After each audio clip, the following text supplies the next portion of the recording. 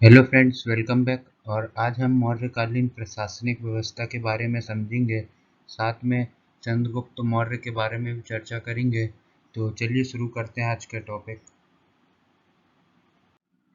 सबसे पहले देखते हैं जो मौर्यकालीन प्रशासनिक व्यवस्था थी, उसका भारतीय इतिहास में महत्वपूर्ण स्थान था।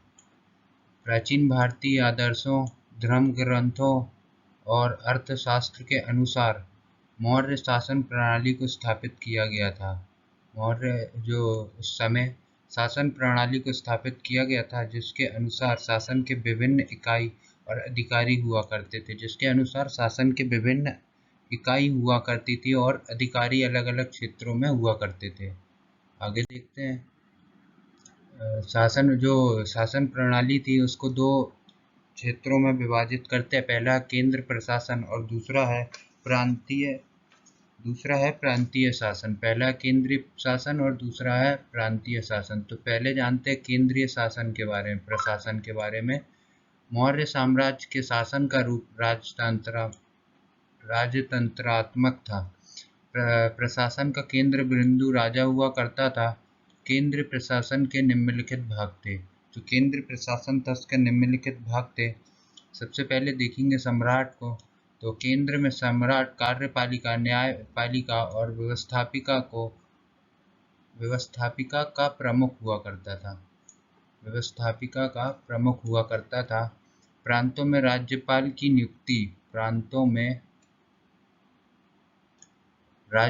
की नियुक्ति उसी के द्वारा किया गया अधिकारी था।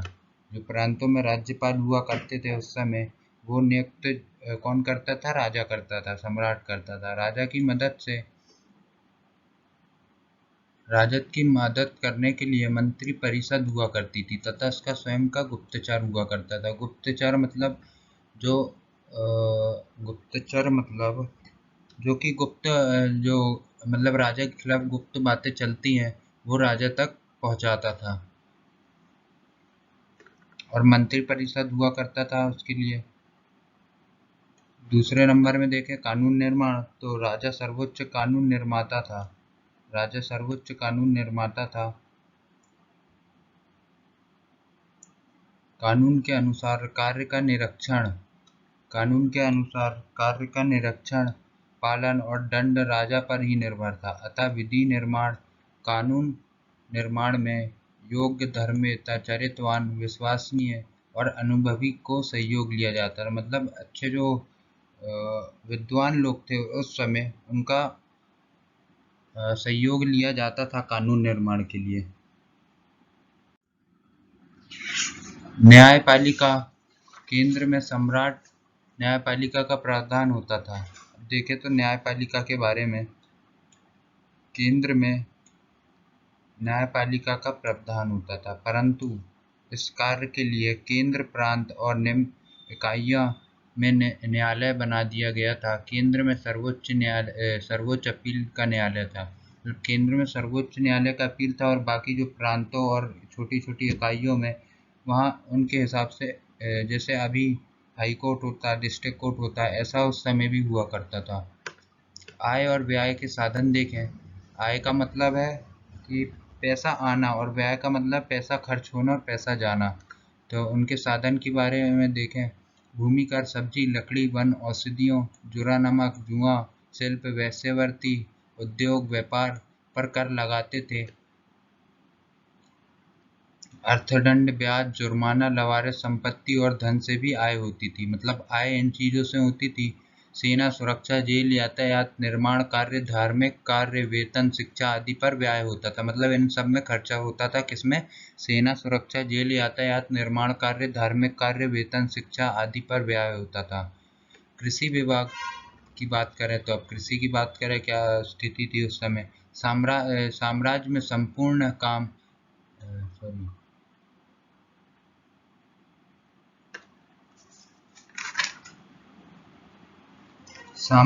सॉरी साम्राज्य में संपूर्ण भूमि राजा की होती थी।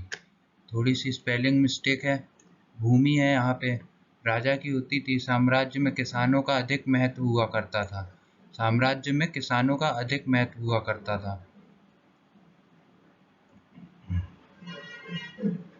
किसानों का बहुत ख्याल रखा जाता था। किसानों का बहुत ख्याल रखा जाता था।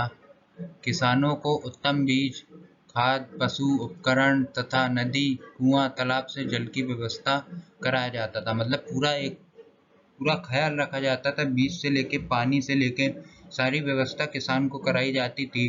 अगर किसानों की फसल संकट काल या अनावृष्टि से नष्ट होती थी तो फसल की जो लगान लगती थी फसल पर, वो उसको माफ कर दिया जाता था।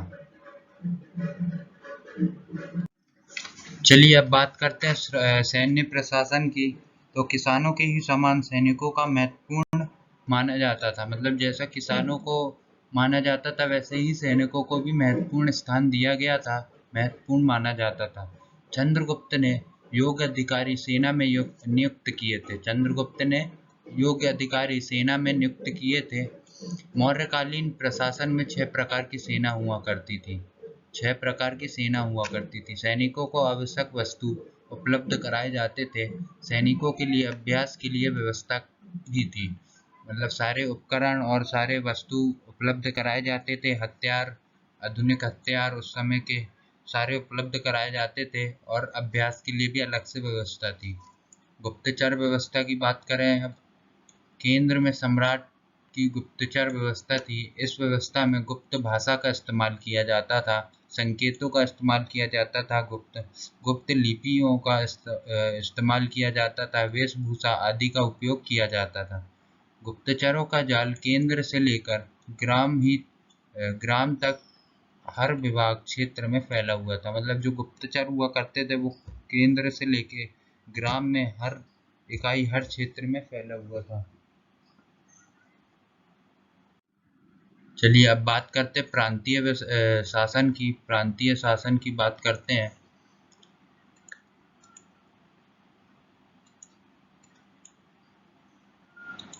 प्रांतीय शासन की बात करते हैं। संपूर्ण साम्राज्य प्रांत में विभाजित था। मतलब जो अभी मैंने बताया था कि अलग अलग प्रांत और इकाई हुआ करती थी, वैसे ही संपूर्ण साम्राज्य प्रांत में विभाजित था। प्रांतों में उसके निम्न इकाई हुआ करती थी। जैसा एक देश होता है उसका स्टेट होता है, फिर सिटी होती है, तहसील हुआ करती थी, ऐसा ही प्रांत हुआ करते थे और उसके बाद छोटी छोटी इकाई हुआ करती थी उनकी। और वहां के प्रशासन के लिए राज्यपाल उत्तरदायी था।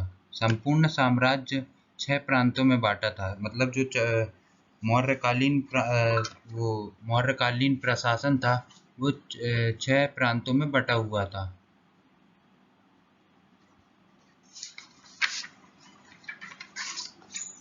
इन प्रांतों में राज्यवंश से